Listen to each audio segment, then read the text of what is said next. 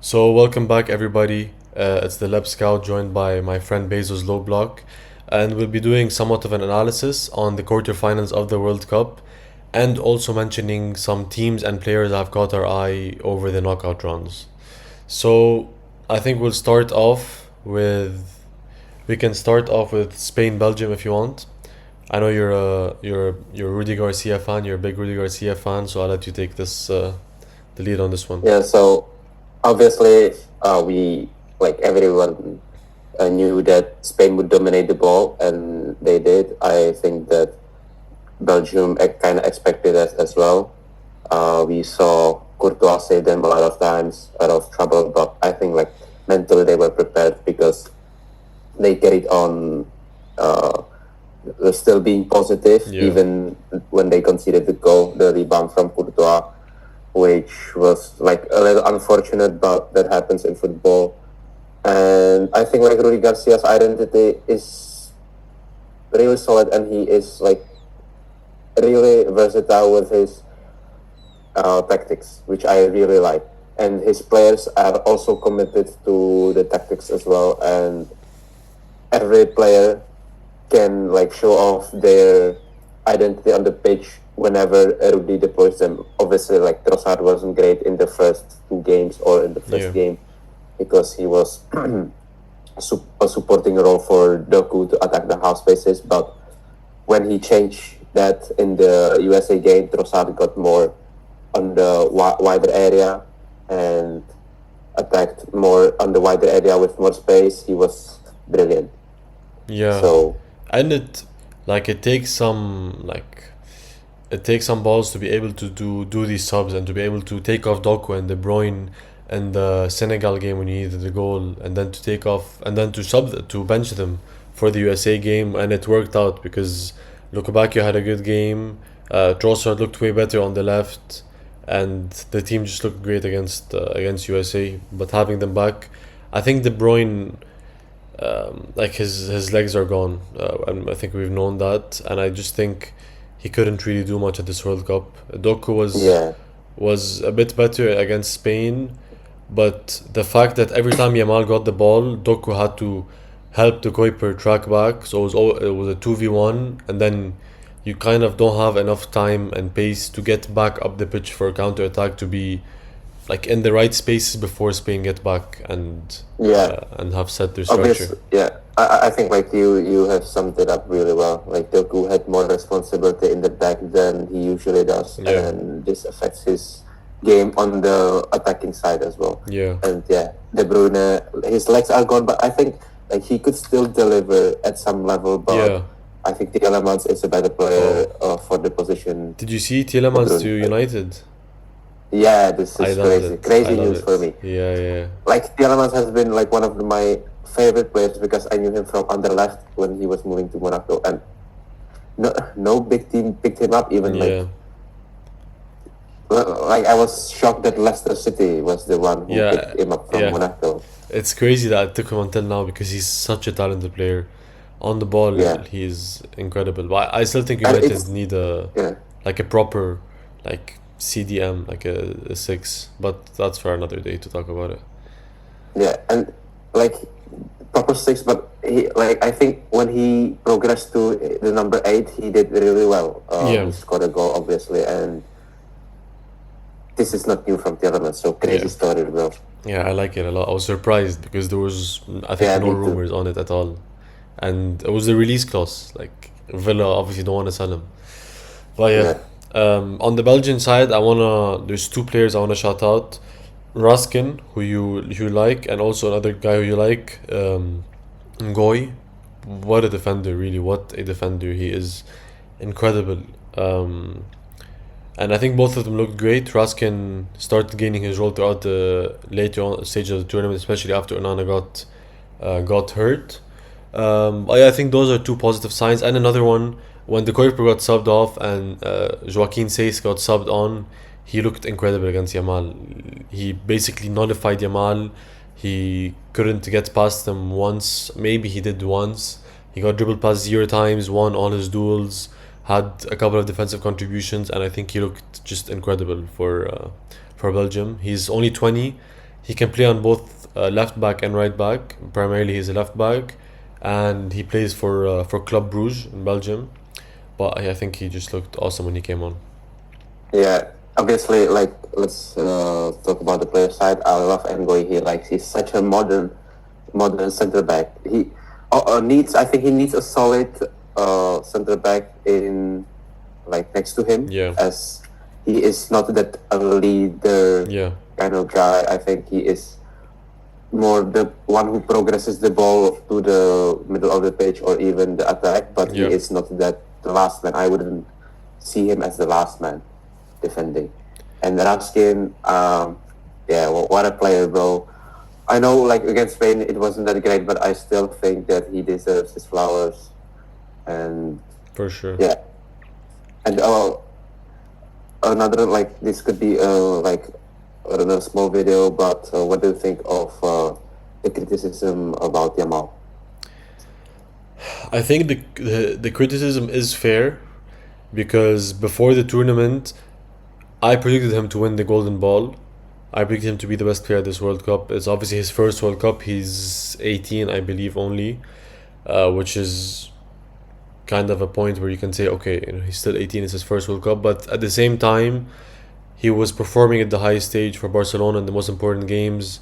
And when you see all the top players like Olise, like Mbappe, like Kane, Bellingham, Messi, everyone is performing into an elite level, and then you compare them to what Yamal is doing, it is a bit underwhelming. And if you take into account that he has to carry the load of this team, because we'll get to the rest of the team later, but I don't love the attacking options next to him, other than Oyarzabal, who isn't even a proper number 9. But I think honestly it's fair. It's fair to criticize him because he's not looking like himself. I know he came into the tournament with the injury.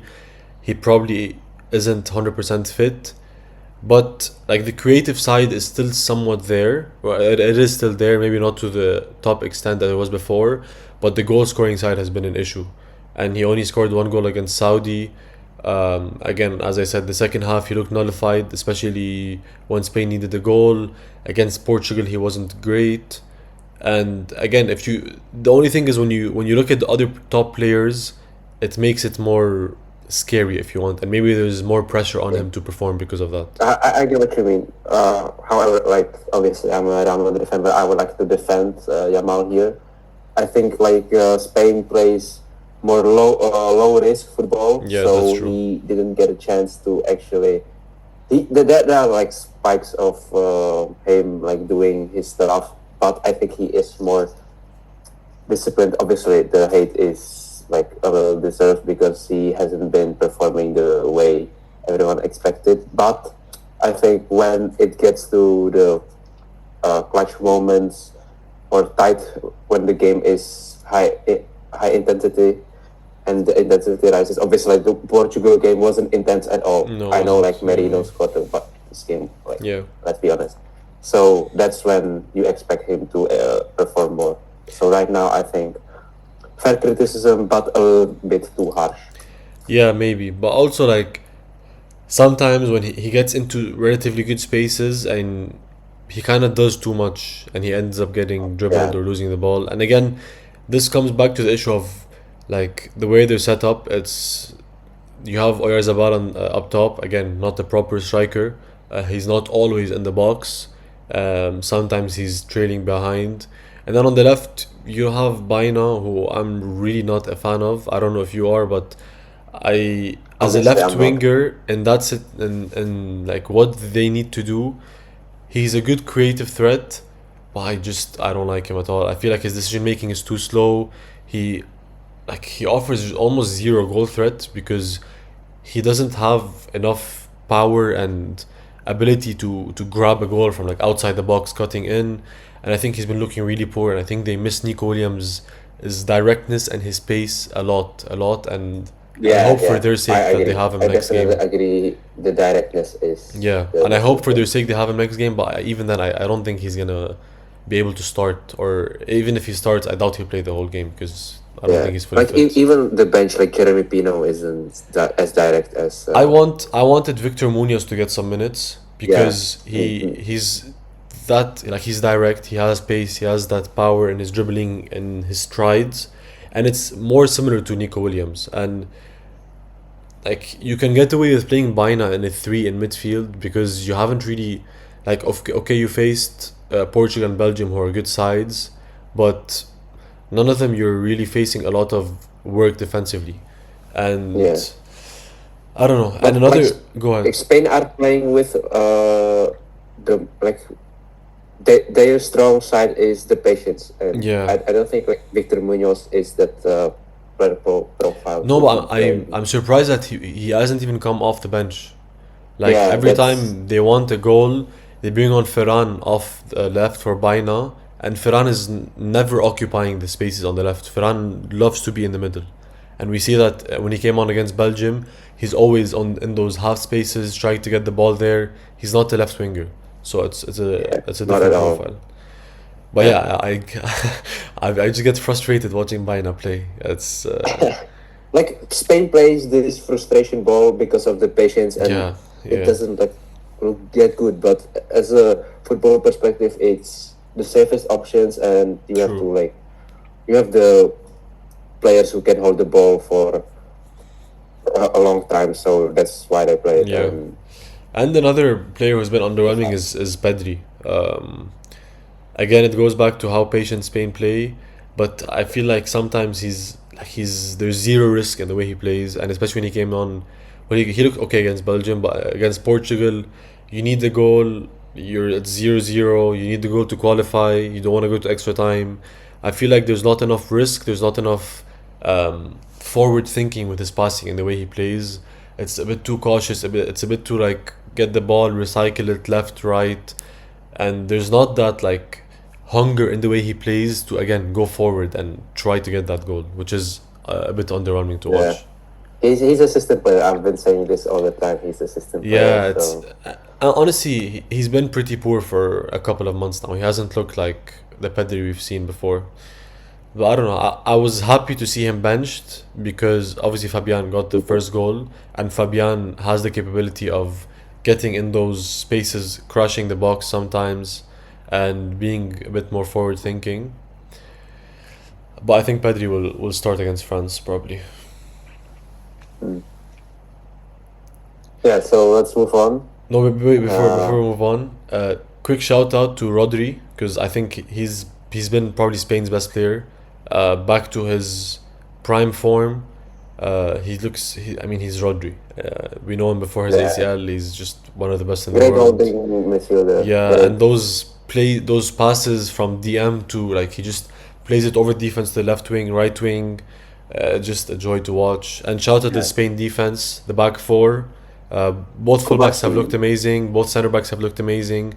Porro got back. I don't think Porro started the first game. I think Llorente started, but since then, Yeah. Porro's been playing I think like amazing Llorente defense. will start against France because of Maybe his for the profile. defensive, yeah, for the defensive side. But Porro's actually looked great defensively and going forward, and he's Yeah, and offering. Cucurella. Yeah, So oh, Cucurella's wow. He's really. I wasn't the biggest fan of Cucurella, but I think every time you watch him and that grit and defending of the ball and even going forward, especially when because we know Baina isn't a left winger, so Cucurella sometimes off like he's almost playing as a left wing, especially when you're playing against weaker sides. He's just yeah. up there occupying those spaces. Uh, I'm like not a fan of Cucurella for obvious reasons Yeah, because it's fun to hate him, yeah, but he is like the player, like a textbook player. Like you give him the book, you give him the instructions, yeah. He's like a perfect and he player. will just do the Yeah. work. Unai Simon looked a bit like iffy, especially in the last couple of minutes of the game. I think he made a mistake or two, and like if he ends up making a mistake, it's gonna look a bit stupid because again you have two of the best keepers in the world on the bench just sitting there, and Yeah. Raya and Garcia. Obviously, it's But not his what. box Yeah, command in the box is really, I'm yeah. really No, impressed. he's looked good. He's looked good for sure. But there was just a couple of moments where he looked a bit shaky last Yeah. game. But yeah, anything to add for the Spain game? Yeah, I was surprised why Panthers didn't go Oh yeah. on because Oh, of this Laman's mistake ramen. was so sad. I mean, both their goals, like both Spain's goals, were rebounds that the keeper Yeah, just but parried into their way. But the Courtois save, I think, was more difficult to yeah, save for with sure, the way that Lamin saved no, for sure, for the sure, for sure, first shot. for sure. It was the mistake because it bounced off his Yeah, knee, but yeah. that's the level of goalkeeping. Just Yeah. not just saving the ball, True. but obviously not making sure That's not the an ball easy to chance get for into them. the Yeah. dangerous area. Okay. The first game of the quarterfinals, France Morocco. It finished 2-0. France. I mean, France just. Yeah. It's incredible, really. The front four. I don't know how you stop them. I don't know how Spain will stop them, because they just need one chance to just kill off the game. Olise actually didn't look amazing against Morocco, but you have Mbappe, you have Dembele, Doué or Barcola, whoever's there, and they just, even defensively, they nullified Morocco. Morocco had basically zero threat on the counter, and I think here you can see that they're missing Saibari, they're missing Zalzouli, who got injured before the World Cup, and both would have been like Zalzouli would have been on the left, and Saibari up top, which is a huge miss again, both. But again, I think they looked like toothless going forward. The only guy who looked like he was trying to do something was Unahi, who's had a good tournament, who's been linked to Yeah. Ajax. But yeah, Brahim Diaz, poor game. I'm not a big fan of Brahim Diaz, honestly, especially on the right winger, as if you're trying to counter against a stronger side. Talbi looked okay, not amazing, and yeah, I don't know what you have to think to say about the game. Yeah. Obviously, I'm not a big fan of Brahim as well. Like I like him. I love him because he's a Real Madrid player. Yeah, The Welcome Messi, I like to call him. yeah, His dribbling is really good with dribbling, but his speed and athleticism is it's what bad. I don't Yeah, know. and he plays with It's- like he just plays slowly. He just plays with some sort Yeah, of and his patience. dribbling is amazing, No, but his dribbling is he moves like a 60-year-old, bro. Whenever it comes to like sprinting or Yeah. whatever. Yeah, no, that's So- true. And again, that's the issue, because you're trying to counter against this incredible French side, and you have Talbi, and you have I forgot even who started striker. Was it Rahimi or Al Kaabi? Whichever one I of them think started. like Rahimi. Yeah, I think so. and And then Al you Khanous obviously didn't have a Yeah. good game as well. oh no, it was Al Khanous up top. Sorry, it was Al Khanous up Yeah. top. I mean, there's almost zero counter threat. The only quick direct player is Talbi, he's got nullified by the French defense. But the defense has looked great for France. Upamecano has looked amazing. Yeah, Manu Kone has looked great. One of my favorite players of this tournament. He's such on the ball, he's such a joy to watch. He's so smooth, he's so silky, he's also solid defensively. Maybe he gets a move from Roma, I'm not so sure. yeah, he's been one of my favorite players, like period, because of my friend I follow the Serie A. He's a Juventus fan, obviously, so Yeah. I hate watch. But yeah, I think like Kone took the role of Camavinga or Kevin Turan. Yeah. He literally took their role and looked really great. I think how Spain can stop this French team is just keeping the ball, Yeah. because I don't know how the defense will like be if they're still focused when Spain just rotate the ball around Yeah. the pitch. And But even with that, like, because Spain haven't looked so good going forward, I don't think France would be necessarily worried about that. And if you can get a couple of and that's counters, the problem. I think like when they are not worried, like players like True. Yamal could True. be the factor. And it's Yamal against whoever yeah. plays on the left, like Dini or Hernandez, isn't a very convincing defender. So Yeah, but this game was the first 20 minutes France were dominating, and up until the penalty, which was missed by Mbappe, and Do you think it should have been a penalty? I think another controversial moment for me was delaying of the penalty. yeah, That was like obviously like there are mind games with Dembele picking the ball before Mbappe gets the ball Yeah. to kick it, but do you like the penalty? And I'm not like defending Mbappe's penalty because it was a shit penalty. I hate the stuff that are nuts. But Yeah. you could clearly see the shift of momentum in players when the referee delayed. Yeah, it's like The- it's a mind. It's like I don't want to say it's a mind game, but yeah, it kind of ruins your thinking. It makes you more Because second guessing yourself. yeah, I think like on high stage level of football or even sports, you have rituals before like free throws Yeah. or penalties, True. and this disrupts the ritual. Yeah, that's In true. my opinion. But So it didn't matter because they ended up winning. But yeah, it doesn't matter. yeah. No, but Mbappe's looked incredible. All of that team has looked incredible, really. And yeah, the Spain France game, I honestly don't expect it to be like a lot of goals. I expect it to be. I would expect Spain to try to slow it as much as they can. But tactically, it's gonna be an amazing game. I think to see how Spain Yeah. play it. How well I can't imagine imagine Spain want to control the game through control possession. Imagine getting hit on the counter by Olise, Dembele, Mbappe, Barcola. Like, what are you supposed to Yeah, do, but bro? you sleep for a split second and Yamal Yeah. just I think this has to be the game Yamal shows up, and if he doesn't, Obviously. they'll probably lose. But and I think he will I think so as well. be seen. Like I think so as well. Who do you think will go through from the France Spain game?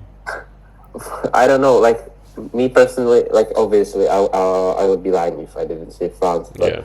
there's like a slight feeling that the shift of momentum and shift of like the shock moment in football. I think like Spain has bigger chance than people realize Yeah, because yeah, they are like these juggernauts of That's the true. tournament. But that's true. I think because they haven't looked convincing, like incredibly convincing to the level of how people expected them to look, especially in the last two games because they needed a last minute Mikel Merino But does it goal. matter in this stage of football, like to be convincing? Because I think like the convincing side is still more when you are picking up points, whether it's like the league Yeah, or That's true.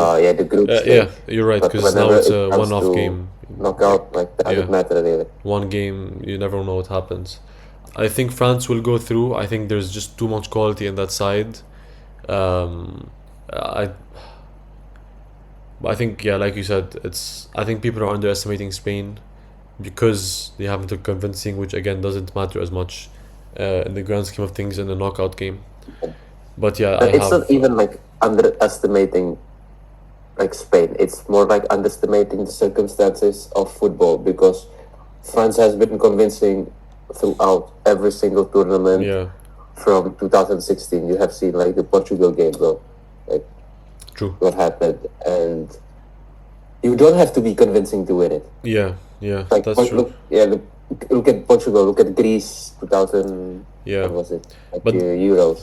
The problem is that if Yamal, okay, let's say Yamal doesn't has the same level of game he's been having, who's gonna step up for Spain? That's the issue. Marino. Probably. This guy is crazy, by the way. It's insane. I actually don't know how he does it. Like he's just there. I love him. Me too. And I loved him last season. I He's- loved him. He's like this season, a Jude Bellingham, like a weaker Jude Bellingham, less. I don't know. Spanish. Yeah, the Spanish Jude Bellingham. But yeah, again, if Yamal doesn't show up, then you can't really rely on Oyarzabal or Baena or whoever starts on the left.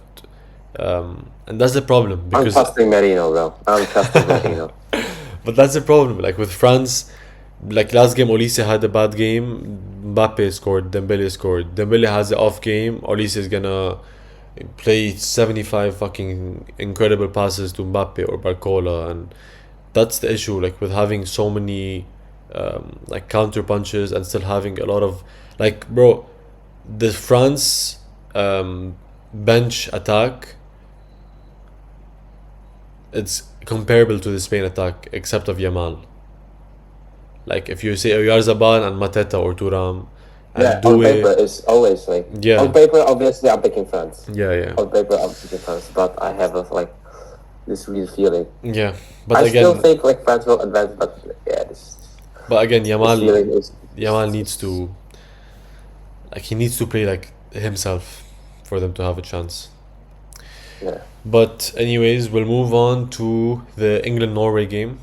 So England 2-1 in extra time. I'll let you start off on this one. Obviously England.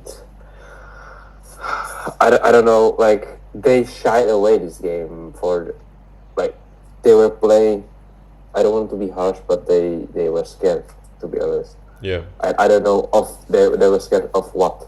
yeah, Like they got the upper hand and you are scared of what. Obviously, I don't agree with the defense picking at all. I think England still doesn't have a solid defender in like the center back position, like a solid like someone like Maguire. yeah. Like They a have physical, Gnabry on the big center bench, back. but Yeah, you have Stones, Gehi, and Konsa relying more on prediction rather than being more aggressive in the tackles and just like straightforward. yeah, Okay. And yeah, Norway got an amazing goal. Schneider one of my. yeah, I didn't include him in my like the champs because I didn't expect Norway to get this far, and I didn't expect him to be starting yeah. every game. True. So that's why I picked him. But I've been knowing of him for the last 2 years since he's been in Portugal, Yeah, and he was great against Barcelona, great against Real Madrid. true. Amazing player. Yeah, I don't know. Like I'm not very convinced with England. Like they've been bailed out by Bellingham against Norway, against Mexico. Like against Mexico for the first 35 minutes, whatever it was before the goal, they had nothing. They didn't do anything. Yeah, Mexico were defensively they dominating. didn't look as shaky as against Norway. Yeah. And I don't know, Norway looked good. Haaland was kind of nullified. There was one chance where like Sorloth was through. He had like Haaland with him, bro. Bro, I was so frustrated watching that. That's the issue of I think having like Sorloth on the right wing, because like he's not really used to being in those situations and like having to play that decisive pass. But that was so bad. I think he played him on the right side to tire out the defense and then get Oscar Bob. Yeah. We have seen it. Not because he is better than Oscar Bob, but just because to tire out the defense and then just put like fresh Oscar Bob on the Yeah. pitch. And sort of man, like I'm 100% convinced that he saw Haaland, but for ego reasons Bro. he wanted to be the man. I 100% I'm convinced of I actually that, don't know what he was because doing. Like, he had a lot of time to think about it, and then he like at the time bought the English defender to get the ball and block it. Like it was so frustrating. Well, yeah, that would have probably been their chance to get to the to the semis. Sorry, and they were close, honestly. But to be that was the fair, ticket. the Yeah, Sheldrop that was the goal ticket. was lucky. Like I think it was a cross. It looked more like a cross. But yeah, Yeah, but I don't know. the 1v1s on the right side, English defenders look shaky. Yeah, Like they were like, you don't have as I said, like you don't have the proper. It's the same issue with Spain, I think, but Spain is so dominant on the ball that it doesn't matter. yeah, yeah. But the issue with England, a couple of games we've saw is their fullbacks. I mean, you had to start Konsa on the right because James isn't fully fit, and Livramento got injured before the tournament or during the tournament, and Chaluba replaced him, so they don't have a proper right back other than Reece James. On the left, O'Reilly has been honestly very poor throughout the tournament. Jed Spence has looked incredible, honestly, coming on. He looked really great coming on for England. He won the penalty, which was later cancelled, but he looked amazing. His pace, his power, his defending was great. But this goes back to like when your squad selection, okay, you have Jet Spence on the left. If you want to play Jet Spence on the right, for example, why isn't Lewis Hall in the squad? Why is Trent not in the squad? Why is there not even another right back when you know Reece James is an injury prone player, when you know your backup is a center back who is Konsa, who you don't want to play there, and you shouldn't even be playing Kwanzaa, who got a red card last game against Mexico, at right back in a knockout game at the World Cup. Like, you should have Honestly, a right I would bring Trent and play Bro, Konsa even if he doesn't want to in- bring Trent, as- even as if a he doesn't want to starting bring centre Trent back. because of the defensive issues, just bring any right back. Anyone. Like, Kwanzaa is not a right back. We know that. We've seen him. And Like, Konsa is a solid like centre back that Yeah. the English squad is missing in the centre back position. it's I don't understand it. So I wanted Trent, and I'm still standing on that. No, for sure, for sure. I think he should have gone, and he offers so much going forward. And also, missing Adam Wharton is an issue. Like, you have two backups CDMs in Henderson and Mainu. Mainu hasn't played. Henderson fucking broke his arm celebrating against Mexico. So, like, I don't understand why you don't have a profile like Adam Wharton in there. You don't really have a passer in the midfield. Like, it's I have a video about Jordan Henderson. I think I yeah. have thought why he was chosen. No, I understand why he's chosen, but even you then, have to check the video out. I think like Yeah. he's the most he's Gerard, bro. He's Gerard of his generation, bro. Yeah, That's yeah. what I think.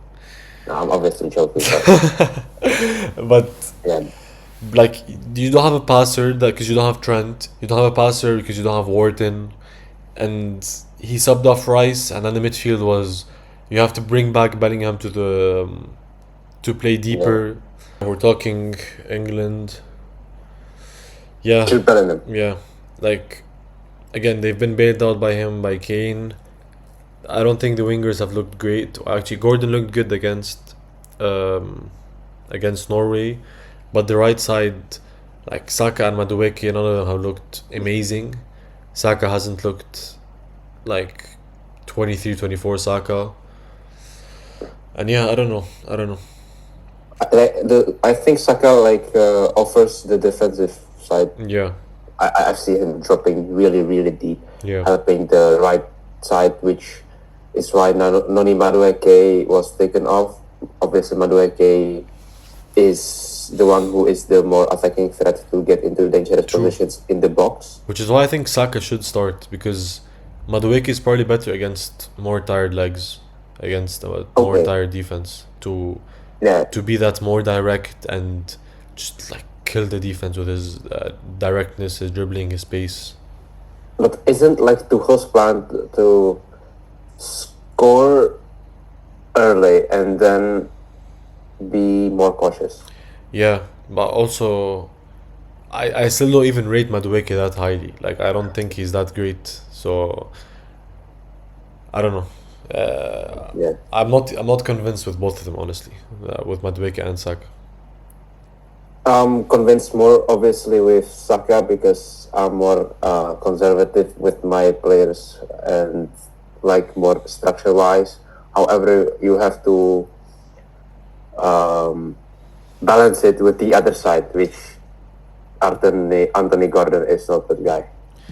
Yeah, and I think this goes back to like them signing to Barcelona signing Anthony Gordon for 80 mil, which is just like, I don't know. Anthony Gordon is the dirty work guy, but not. Yeah, the but I don't know if guy. he's worth 80 mil. I understand No, he does obviously that work, bro, but like, there's a difference between producing for Newcastle and producing for Barcelona, not only because of the standard difference, but the difference in the teams that you will face. For Newcastle, you're gonna face more like, it's gonna be a more transitional game with Newcastle. You can be more threatening on the counter, but with Barcelona, you're more likely than not going to be facing a low block unless it's like a huge game against a PSG or a Bayern who don't play that defensive. But in La Liga, you're gonna be facing a low block, and I don't know if Anthony Gordon. Actually, I don't think Anthony Gordon is good, is good enough to be threatening in that low block, or as threatening Yeah, as you'd want for someone that's 80 million. I have the answer for you. No, he's not, bro. Yeah. He's not. He's more like a Liverpool player. Transitional play. But Yeah, and this goes back again. Like, this transfer happened a while ago, but like it goes back to the priorities of Barcelona, because now you've signed two wingers. They've both signed Adeyemi. Adeyemi for 20 mil, whatever, 25, fine. You can play him off the right, off the striker if you really want to, off the left if you really want to, back up to Yamal. Okay, 25 million, whatever. You don't have money, you can spend 25 million on a backup. But if you're spending 80 million on Gordon when you still need defensive help, when you still need a center back at least, when you probably still need a full back, maybe left back and right back, because I don't like Kunde and I don't think they love Kunde either. 80 million looks weird, honestly. but Cancelo is looking to stay. So. Yeah, also. But yeah, I don't know if Jude you. Bellingham, what a player. Yeah, Not that much yet, but he's been he's been making my life like heaven and hell as well, because like obviously you've seen people grace him because of his how good looking he is, Yeah. and obviously the people around me, not just friends that are into football, but obviously like some yeah. female friends of mine. Yeah, obviously it's so annoying, but I have the same feeling about him, bro. I'm a Real Madrid fan, and But bro, Jude, before boy. this tournament, I think he was getting underrated, because, like, for sure. and Like, if for you compare how he played the first season at Madrid to the last two seasons or last season or whatever, and you just look at the output, oh, okay, he scored 20 goals the first season, he's not scoring now. But there is, like, he is just a workhorse. yeah, Like, but amount of how many times he bailed us yeah, as Real Madrid, it's even in this shitty season we would not be where we are if we didn't have Jude Bellingham. yeah, bro, and he offers everything.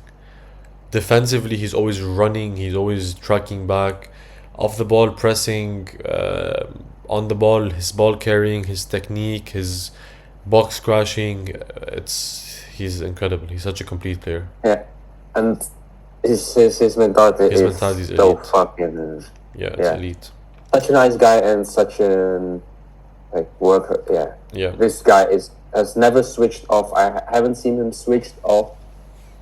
Every game he's focused. Even when he's shit, he looks like he is not because of he loses his focus of the game, but because he just doesn't have. It just isn't his day. But yeah, the switch of mentality is crazy. yeah. And Harry Kane, obviously, I don't know. I think It's the opposite when it comes to big games. this is like I think it's Jude Bellingham's team, and Jude Bellingham is the most important player in that team, honestly. Yeah, and I think he should be a captain, not Harry Kane. Yeah, Not denying that Kane isn't a good leader, but yeah, Jude is. he's I incredible. don't want to grace him that much because No, but he is I know he's my fans don't incredible. see this, but He's great. he is. Do you have He anything deserves else to it. add on, or should we go on to Argentina? Oh yeah, we can go to Argentina. Okay. So the last game, This is Argentina Switzerland, 3-1 in extra time. We'll start off with the red card that Mbolo got. I want to hear what you think about it. it's obvious red card, bro. Okay. Not obvious red card, but it's obvious yellow card. Yeah, But I don't know. Like, I think the question rises when it comes to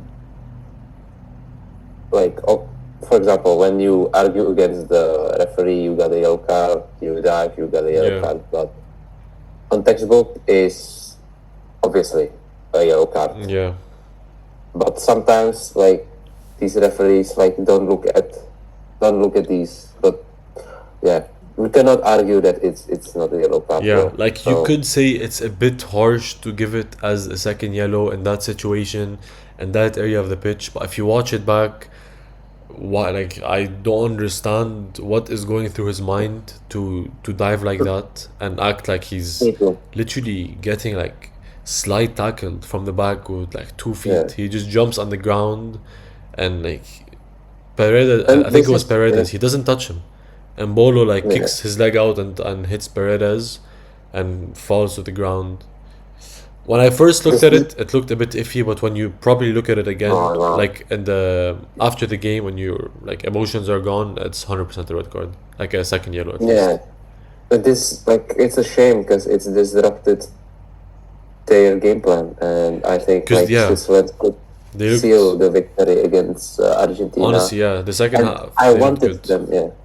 I Yeah, wanted them to see Switzerland in the final. yeah, they looked like good offensively. They looked threatening, especially after the like in the second half, because Argentina were just letting them like attack at them. They were Yeah. staying back. They weren't really attacking and countering.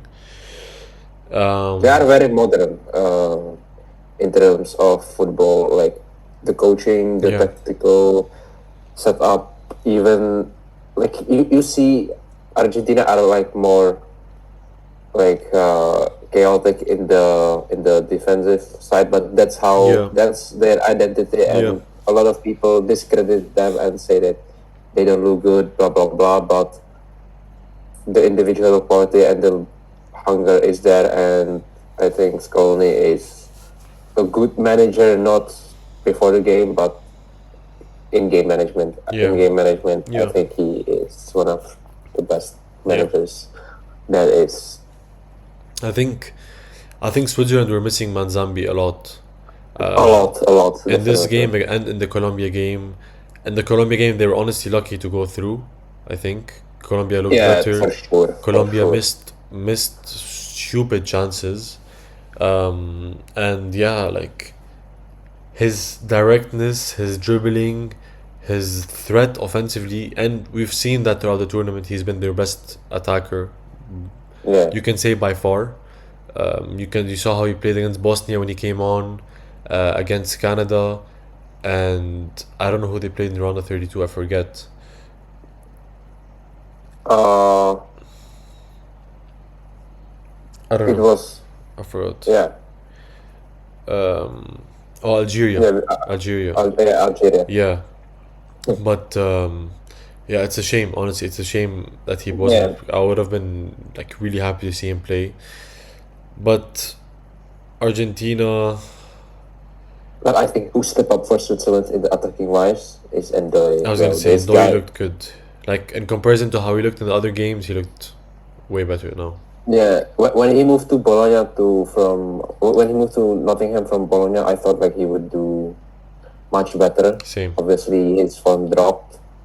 I don't know why, but maybe the Premier League and stuff. Yeah. But this was the Ndoye I know from Bologna, bro. Yeah, This was because in the first couple of games, he wasn't like he was looking poor. Honestly, his dribbles weren't coming off. He wasn't being able to do much, but now he looked way better, and he got that goal. And yeah, if they didn't get the red card, it could have been a different story.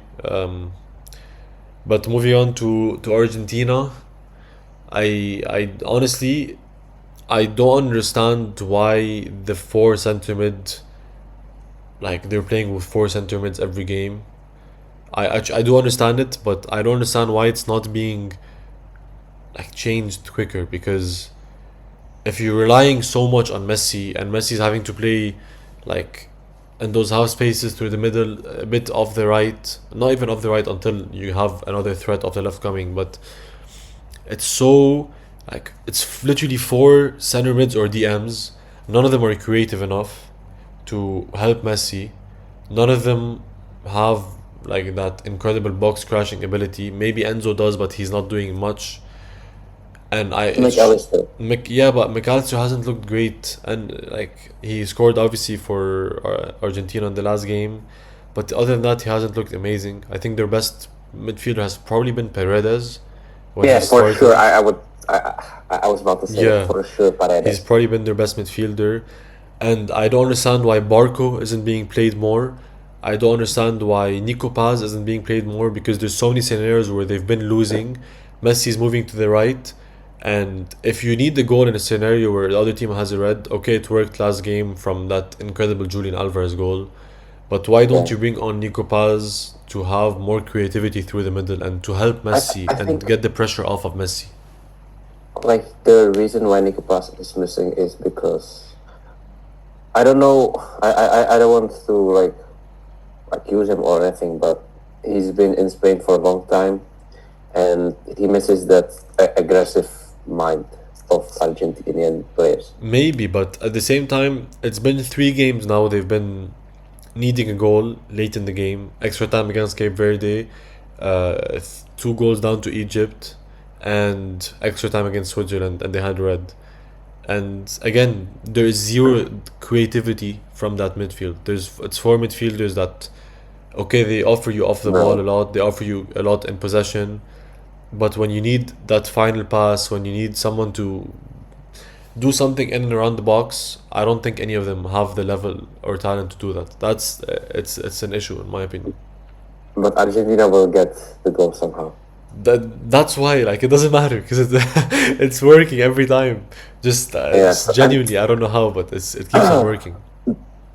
obviously amazing goal from Leo Alvarez, and it's like his signature goal. Yeah, And I would deepen this down as this is the moment why Embolo cost them the game. yeah, Because as you see, like Argentina, as soon as Embolo got the red card, they were playing with every player on the pitch. Every player got the ball, and every player like engaged with the ball. So Switzerland were in the numerical disadvantage, and Remo Freuler was late to mark Alvarez, obviously because he was tired. yeah, But when you look at it, and I was like, even the slight second Alvarez scored, I'm saying, yeah, this is the goal because Freuler was exhausted and didn't sprint to yeah.